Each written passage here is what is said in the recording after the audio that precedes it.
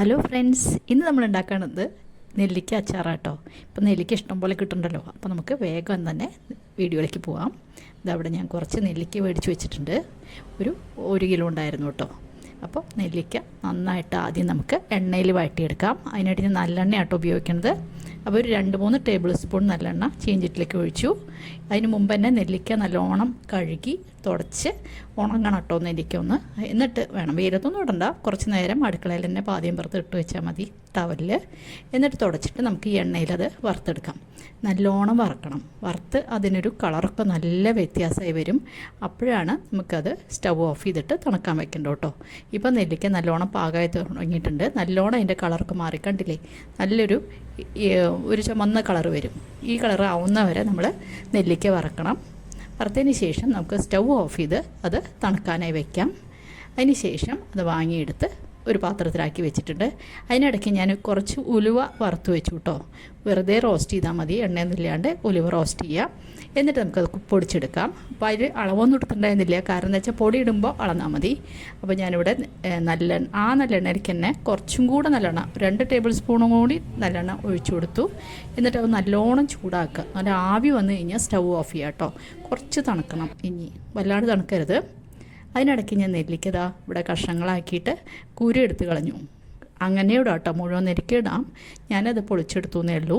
എന്നിട്ട് ഞാൻ കുരുവൊക്കെ കളഞ്ഞ് നല്ലോണം വൃത്തിയാക്കി കഷ്ണങ്ങളാക്കി വെച്ചു. അതിന് ശേഷമാണ് നമ്മൾ കറി ഉണ്ടാക്കുന്നത് കേട്ടോ. അപ്പോൾ കുരു കളയണ്ടെന്നുള്ളവർക്ക് ഫുൾ നെല്ലിക്ക എണ്ണ ഇടുകയും ചെയ്യാം കേട്ടോ. അപ്പോൾ ഞാൻ നെല്ലിക്ക വൃത്തിയാക്കി വെച്ചു. ഇനി നമുക്ക് കറി ഉണ്ടാക്കാൻ നോക്കാം. അധികം തണുത്ത് പോകരുത് എണ്ണ, ചൂട് വേണം, കാരണം നമ്മുടെ മസാല നോക്കണമല്ലോ. ഞാൻ എന്താ ഉലുവപ്പൊടി ഇട്ട് കൊടുത്തു, 2 ടേബിൾ സ്പൂൺ ഇട്ട് കൊടുത്തു കേട്ടോ ഉലുവപ്പൊടി. അത് വീഡിയോ വന്നിട്ടാ തോന്നുന്നു. പിന്നെ ഒരു 2 ടീസ്പൂൺ നമ്മുടെ നല്ല മുളക് പൊടി ഇട്ട് കൊടുത്തു. ആവശ്യത്തിന് ഉപ്പ് ചേർത്ത് കൊടുക്കുക. പിന്നെ കായപ്പൊടി കുറച്ച് നല്ലോണം ഇട്ടോളൂ കേട്ടോ, എന്നാലേ നല്ലോണം മണം വരുള്ളൂ. അപ്പോൾ നമുക്ക് ഈ എണ്ണ ചൂടുള്ളതുകൊണ്ട് നമ്മുടെ ഈ മസാല ഒന്ന് ചെറുതായിട്ട് മൂപ്പിക്കാൻ പറ്റും. എന്നിട്ട് ഇനി എണ്ണ ഒന്ന് തണുത്തതിന് ശേഷം നമുക്ക് നെല്ലിക്ക ഇട്ടാൽ മതി കേട്ടോ. നല്ല ചൂടോടെ നെല്ലിക്ക ഇടണ്ട, ഓൾറെഡി അത് വെന്ത് കഴിഞ്ഞാണല്ലോ. ഇപ്പോൾ തണുത്തു, നമുക്ക് അതിലേക്ക് നെല്ലിക്ക ചേർത്ത് കൊടുക്കാം. ഇങ്ങനെ നെല്ലിക്ക കറി ഉണ്ടാക്കി കഴിഞ്ഞാൽ കേടുവരികയില്ല. കുറച്ച് നല്ലോണം എണ്ണ ഒഴിക്കണമെന്നേ ഉള്ളൂ കേട്ടോ. എന്നിട്ട് നമുക്ക് നല്ലോണം ഒന്ന് ഇളക്കി, നെല്ലിക്കയിൽ എല്ലാ ഭാഗത്തും മസാല പിടിക്കുന്ന പോലെ നല്ലോണം ഇളക്കി. ഇനി ചൂടാറിയതിന് ശേഷം കുപ്പിയിലാക്കേണ്ട ആവശ്യമുള്ളൂ കേട്ടോ. അപ്പോൾ നല്ലോണം അങ്ങോട്ട് ഇളക്കി വെക്കുക. എന്നിട്ട് ചൂടാറിന് ശേഷം കുപ്പിയിലാക്കി.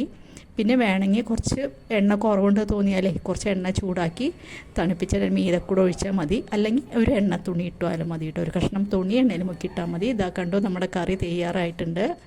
നെല്ലിക്ക കറി കണ്ടില്ലേ, നല്ല ടേസ്റ്റാണ് ഊണ് കഴിക്കാൻ. എല്ലാവരും ഉണ്ടാക്കുന്ന അറിയാം, എന്നാലും പലരും പല രീതിയിലാണല്ലോ ഉണ്ടാക്കുക. അപ്പോൾ നമ്മുടെ കറി തയ്യാറായിട്ടുണ്ട്. ഇനി ഒരു ബോട്ടിലേക്ക് മാറ്റാൻ പോവാണ്. ആരെങ്കിലും എൻ്റെ ചാനൽ ആദ്യമായിട്ട് കാണുന്നുണ്ടെങ്കിൽ ഒന്ന് സബ്സ്ക്രൈബ് ചെയ്ത് സപ്പോർട്ട് ചെയ്യാൻ മറന്നു പോകരുത്. അതുപോലെ എല്ലാവരും ഷെയർ ചെയ്യണം, എല്ലാവരും ലൈക്ക് ചെയ്യണം. ഇനിയൊരു പുതിയ വീഡിയോ ആയിട്ട് അടുത്ത് തന്നെ കാണാം. താങ്ക്